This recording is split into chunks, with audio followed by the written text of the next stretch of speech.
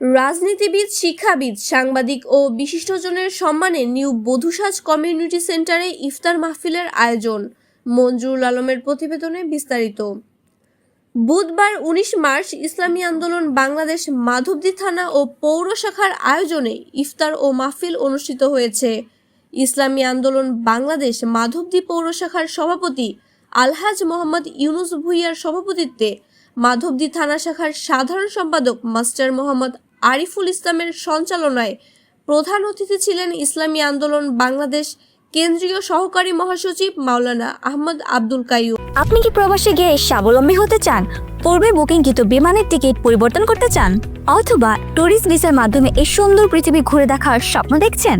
আপনার স্বপ্নকে বাস্তবায়ন করতে A to Z travels and tours আছে আপনার সাথে।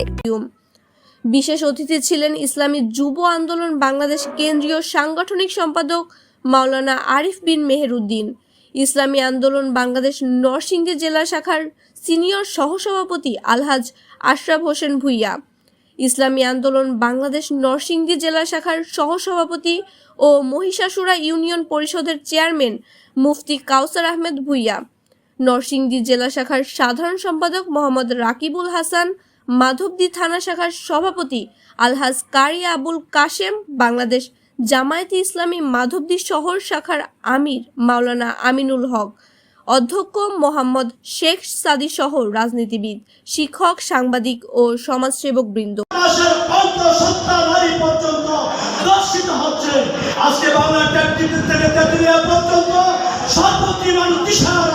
কারণ একটি, আমরা বারবার দেশের ভিতরে বিভিন্ন সরকারের পরিবর্তন দেখেছি, সবুজ বাংলা, সোনার বাংলা দেখেছি, অনেক তন্ত্র মন্ত্র দেখেছি, কিন্তু কোন তন্ত্র মন্ত্র আমাদের পক্ষে পরিবর্তন ঘটাতে পারে না।